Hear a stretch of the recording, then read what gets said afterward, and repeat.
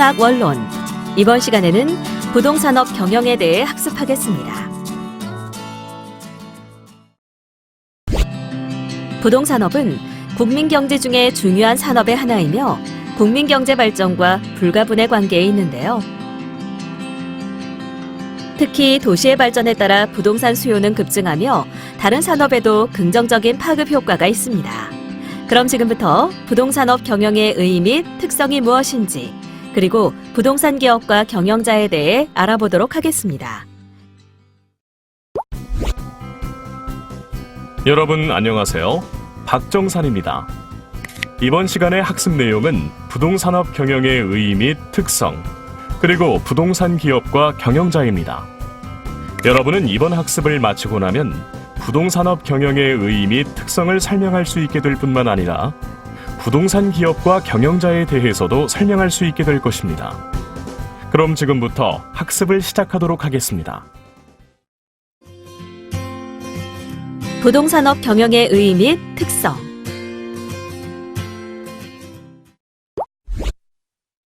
부동산업 경영이란 무엇일까요?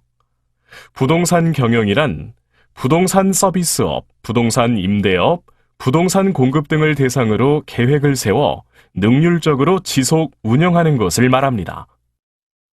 경영은 보통 장소, 인원, 자금 등 세 가지 요소를 고려하는데 부동산업 경영은 경영자가 서비스를 제공하거나 개발 등을 할 장소를 정하고 필요 인원을 계획하여 소요 예산을 책정, 관리하는 활동입니다. 부동산 경영 이론은 경영학 이론의 지원을 받으며 부동산의 특성으로 인하여 발생하는 여러 가지 현상과 부동산 활동을 전개하는 주체 간의 관계가 그 중심입니다. 그러나 부동산업은 다른 산업과 달리 생산 활동과 서비스 활동이 모두 포함되므로 이들을 포함할 이론 구성이 용이하지 않습니다. 자, 부동산의 종류에 대해 살펴보도록 하겠습니다. 부동산업은 크게 부동산 공급업, 부동산 임대업, 부동산 서비스업으로 나눌 수 있습니다. 그럼 하나씩 자세히 살펴볼까요? 첫 번째, 부동산 공급업인데요.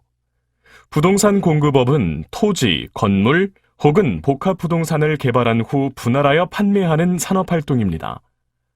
도시화 과정에서는 먼저 택지 개발, 단독주택 건설 판매, 공동주택 건설 분양 등이 그 중심이 되며 도시가 발전하면서 호텔, 상업용 건물, 업무용 빌딩, 오피스텔 등의 지분권 분양 형태가 활성화되는데 이를 부동산 개발업이라고 합니다.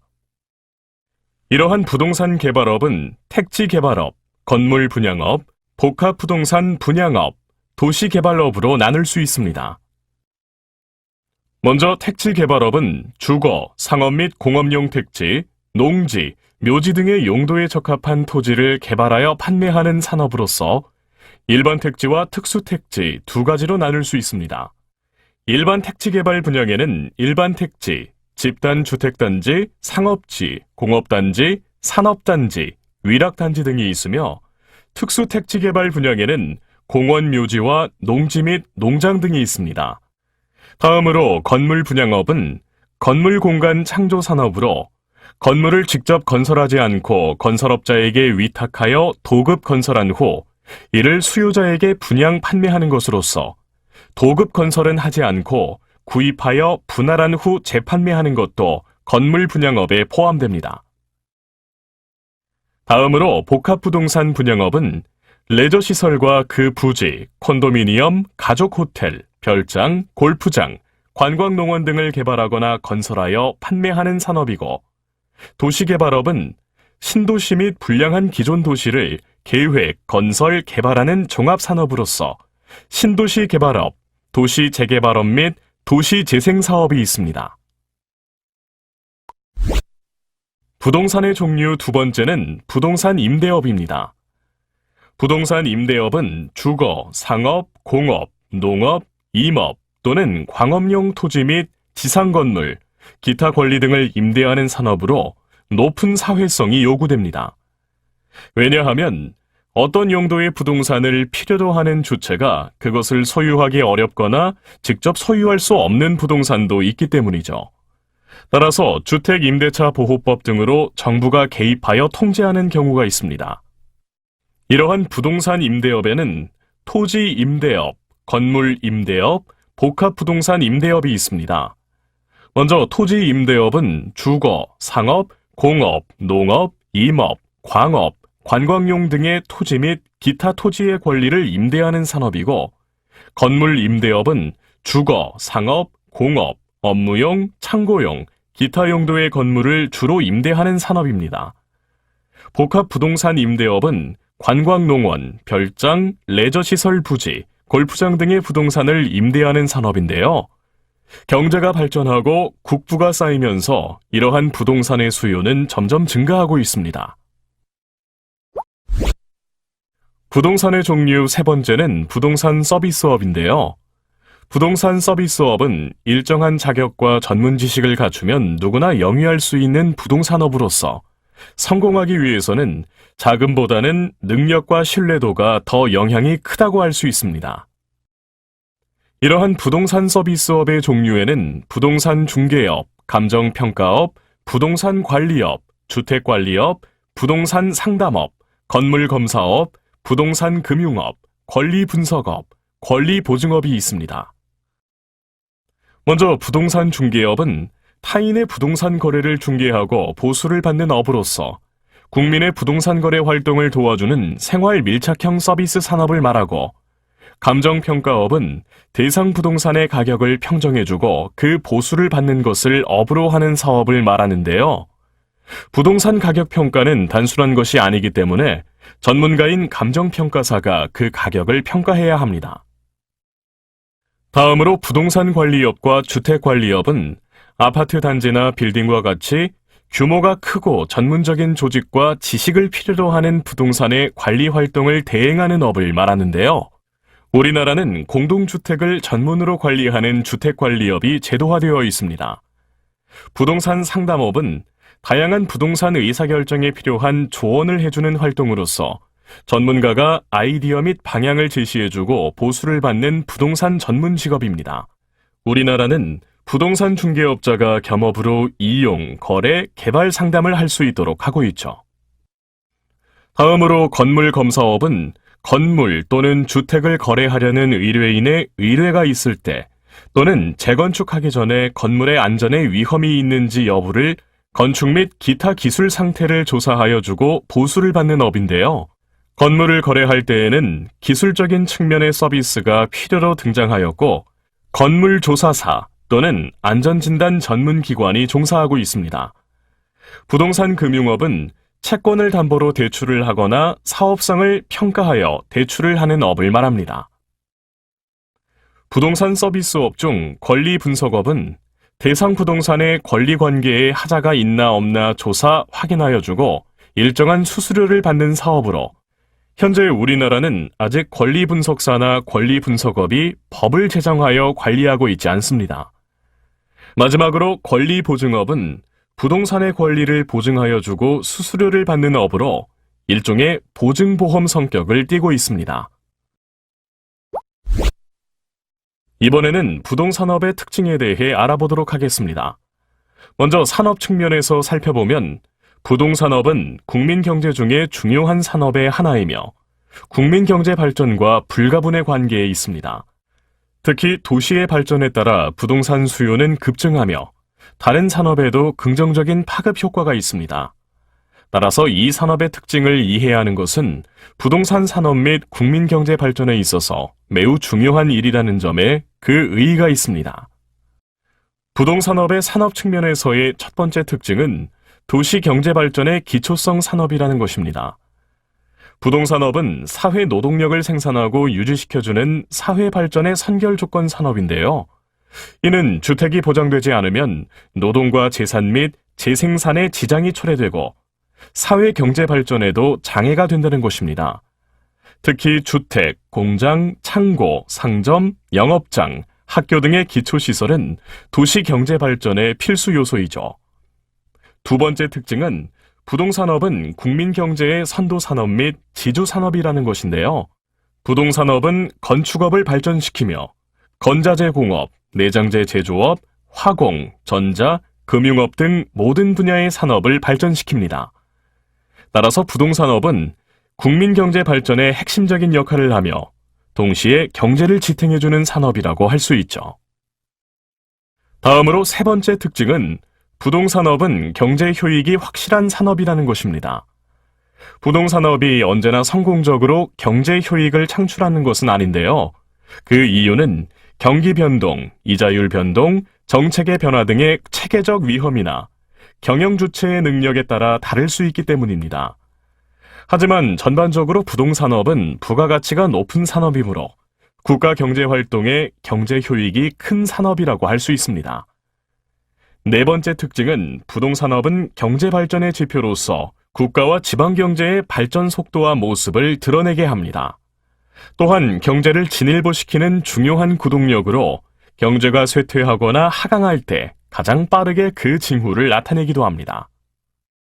마지막 특징은 부동산업은 경영활동의 정체성과 규제성을 나타냅니다. 부동산 자원은 토지의 희소성이라는 특징이 있고 부동산업이 차지하는 사회 지위와 작용 때문에 부동산업의 경영관리 활동은 필히 국가와 지방정부의 정책, 법령과 규제를 엄격히 준수해야 하며 그로부터 영향을 받고 있는데요. 부동산은 생산의 기본 요소일 뿐만 아니라 국민 경제와 사회생활의 각 방면에 중대하고도 밀접한 관련이 있기 때문에 부동산 상품, 부동산 자원의 분배와 이용은 국가가 과제로 삼는 민생과 중요한 관계가 있습니다. 다음으로 부동산업의 기업 측면 첫 번째 특징은 자기자본 비율이 낮습니다. 자기자본 비율은 대표적인 재무구조 지표로 금융 비용을 부담하지 않고 기업이 운용할 수 있는 자본을 말합니다. 부동산업은 토지나 건물 취득에 많은 자금이 소요되어 차입금이 많기 때문에 제조업이나 도소매업 및 종합건설에 비하여 상대적으로 자기자본 비율이 매우 낮습니다.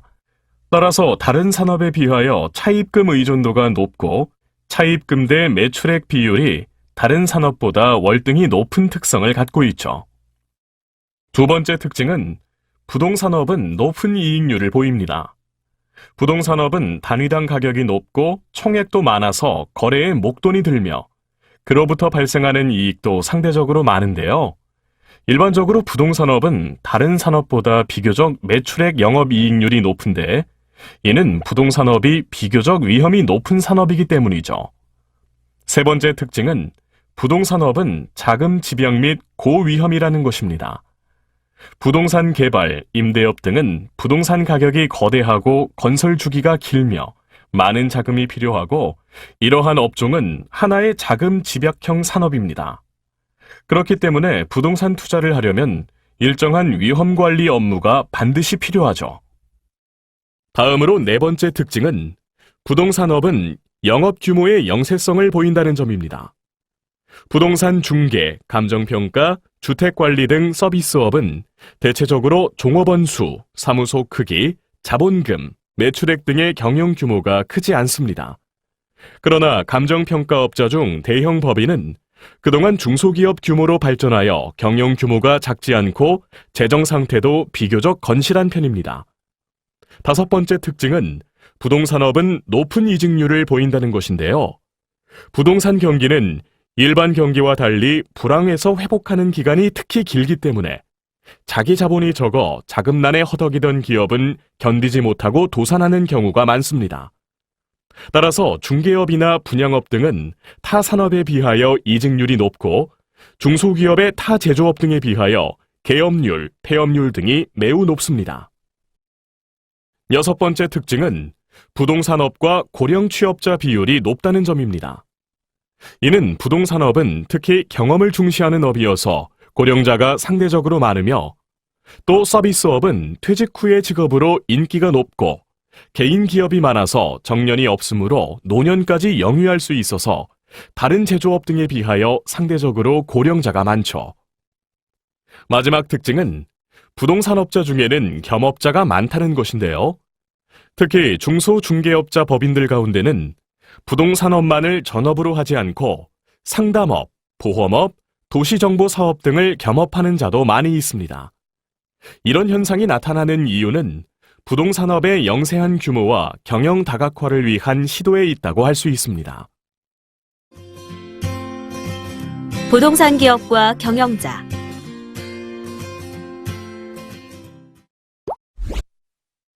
부동산 기업의 형태를 알아보기 위해 먼저 기업 형태의 의의에 대해 알아보도록 하겠습니다.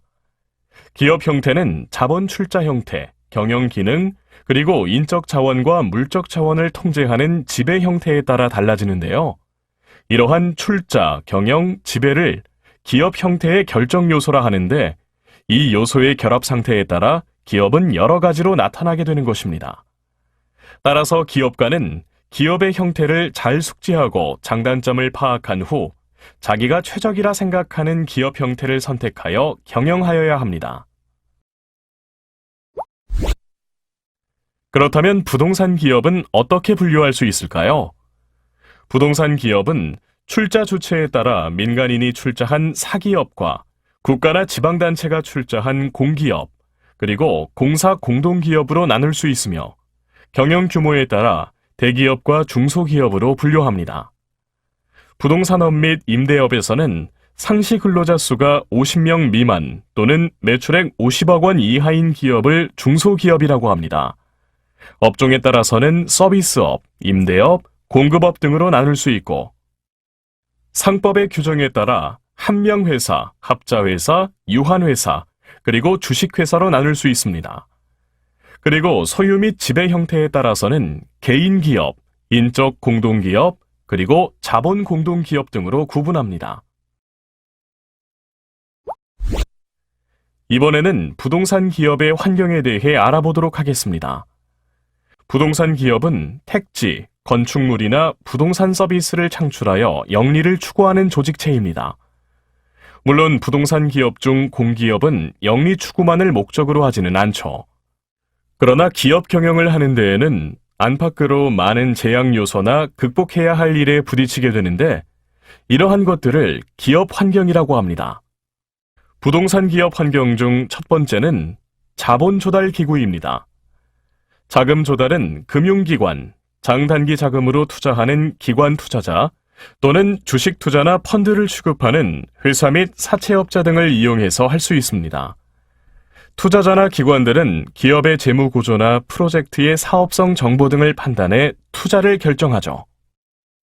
따라서 부동산 기업은 재무 구조가 건실하다든가 프로젝트가 안전하고 수익성이 높다는 등의 이미지를 기업 회계, 주주총회, 전자공시, 광고 등을 이용하여 전달해야 자본 조달이 용이합니다. 부동산 기업 환경 중 두 번째는 부동산 시장과 소비자입니다.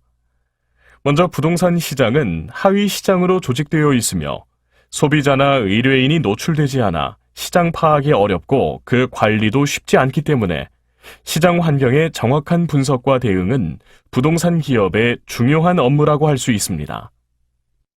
부동산 기업은 이러한 시장 환경에 적응하기 위해 소비자 경향의 마케팅을 전개하나 신뢰성을 확보하기 위해 홍보 활동도 적극적으로 해야 합니다. 부동산 기업 환경 세 번째는 근로자인데요.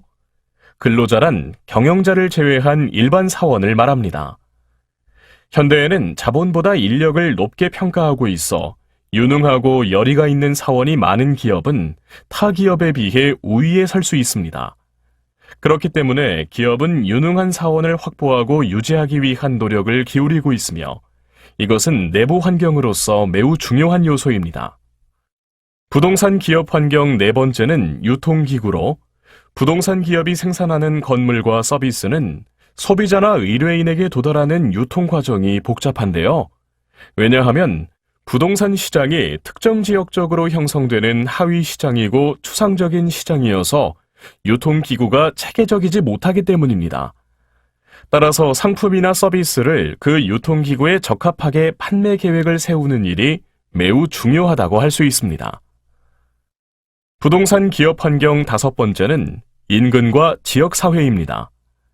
기업의 사무실, 점포 등이 있는 지역사회와 거기에 사는 사람들 모두가 이 환경 요인에 속합니다. 기업은 고용기회 제공, 납세 등으로 지역사회에 이로운 영향을 미치고 반대로 환경오염, 공해 발생 등의 해로운 영향을 끼치는 등 지역 주민들과 관계를 유지하고 지역사회 전체에 영향을 미칩니다. 이에 따라 기업은 대개 경제활동만으로 지역사회와 관계를 유지하지 않고 지역사회와 유대를 강화해야 하는데요. 그 방법에는 봉사활동, 관계기관 및 지역사회의 기부, 기업시설의 공개 및 이용 배려 등이 있습니다. 이번에는 부동산 기업의 창업과 도산에 대해 알아보도록 하겠습니다. 먼저 기업의 창업이란 무엇일까요? 기업의 창업이란 부동산 기업을 시작하려는 자가 아이디어와 자본으로 특정한 부동산 상품이나 서비스를 생산하는 체계를 만드는 일을 말합니다. 이러한 부동산 기업을 창업하기 위해서는 창업의 3대 요소가 필요한데요. 여기에는 기업을 시작하는 창업자, 사업 아이디어, 그리고 자본이 해당됩니다. 그럼 부동산 기업의 창업 과정을 살펴볼까요? 먼저 창업을 위해서는 시장 예측과 서비스 분석 과정을 거칩니다. 그리고 경기 변동을 분석하고 이를 바탕으로 기업에 미치는 영향을 예측한 후 기업의 목표와 활동 대상 지역을 선정합니다. 다음으로 상품과 서비스를 표적 시장에 맞도록 계획한 후 입지를 선정하고 수급인이나 지점을 경정한 후 소요 자금과 예상 이익을 추정하고 이에 따른 자금 조달 계획을 세웁니다. 자금 조달 계획을 세운 후에는 조직 구성 후 직위에 배치할 인재를 선발하고 앞서 제시한 사항들이 모두 완료되었다면 사업을 개시합니다. 이때 사업 초기에는 기업과 상품을 알리기 위해 광고를 해야 합니다. 부동산 기업은 부동산 경기 불황 시에 도산하는 사례가 많이 있는데요. 이러한 부동산 기업이 도산하는 3단계를 살펴보면 1단계 수익성의 저하, 2단계 능력의 저하, 3단계 법적 파산의 절차를 밟는 것이 보통입니다. 수익성이 낮아지면 내부 유보의 유출 및 불용자산의 매각으로 지급 능력을 유지하지만 개선되지 않으면 지급 능력이 떨어지며 기본 자산의 매각이나 은행 관리가 필요하게 되고 이것이 곤란해지면 파산하게 되는 것이죠. 그렇다면 부동산 기업이 도산하는 원인은 무엇일까요? 첫째, 경영 부진. 둘째, 경영 계획의 실패. 셋째, 경영자 자질과 능력의 부족. 넷째, 과도한 사채 차입. 다섯째, 예측 못한 부동산 경기의 불황. 여섯째, 과도한 토지 매입. 그리고 업계 부진 등이 있습니다. 다음으로 신생기업이 도산하는 원인은 첫째, 창업자 자신이 시장을 가장 잘한다고 고집하며 둘째, 이익이 가장 중요한 것이라 생각하고 셋째, 기업이 성장하면 자신의 경영 기반 이상으로 커지는 사실을 알지 못하고 넷째, 기업가 자신이 사업의 전면에 나서기 때문입니다. 이번에는 경영자의 기능에 대해 알아보도록 하겠습니다. 먼저 경영자란 기업을 지도하는 관리 집단을 말하며 경영자 계층 혹은 전문 경영인이라고도 부릅니다. 이러한 경영자 집단은 관리적 기능, 인간적 기능, 기술적 기능을 가지고 있는데요. 먼저 관리적 기능은 경영자층이 당초 지니고 있는 경영 기능을 기술적으로 표현한 것으로 계획, 조직, 통제의 3대 관리 기능을 더 효과적으로 발휘할 수 있는 숙련도를 말합니다. 여기에는 기업의 목적이나 전략을 수립하는 일체의 재능도 포함합니다. 다음으로 인간적 기능은 경영 조직체 내의 원활한 의사소통을 토대로 한 인간관계의 유지에 이바지하는 기능입니다. 인간적 기능은 경영자 자신이 타고난 소질, 재능과 관련이 있고 조직 구성원이 공통의 목적을 향해 자발적으로 협조하도록 이끌기 위해 경영자 계층의 우호적인 인간관계 및 유지가 매우 중요합니다. 마지막으로 기술적 기능은 전문 지식과 경험을 토대로 한 해당 분야의 이해도와 숙련도를 말하며 이것이 충분히 갖춰져 있으면 조직 업무 수행에 큰 도움이 됩니다. 경영자의 기능에는 스킬 믹스라고 하는 것이 있는데요. 이는 관리적 기능, 인간적 기능, 기술적 기능을 혼합하는 기능입니다. 이 세 가지 기능은 경영자에게 공통으로 요구되는 것이나 특히 최고 경영자층에게는 관리적 기능, 중간 관리자층에게는 인간적 기능, 하위 관리자층에게는 기술적 기능이 요구됩니다. 지금까지 학습한 내용을 퀴즈를 통해 확인해 보겠습니다. 스타트 버튼을 클릭하세요.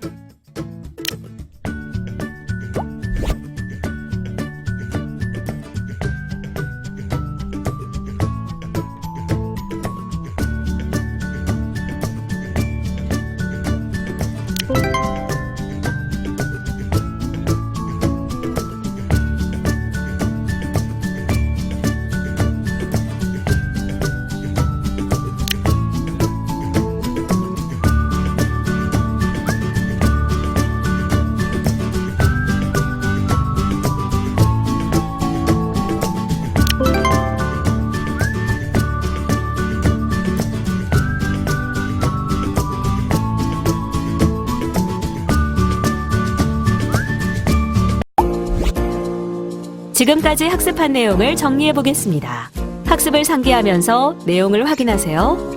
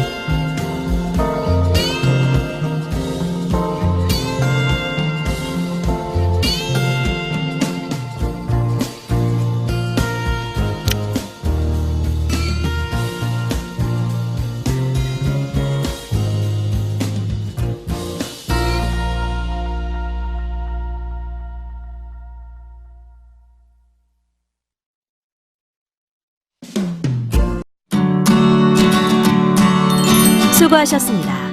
이것으로 부동산업 경영에 대한 학습을 마치겠습니다.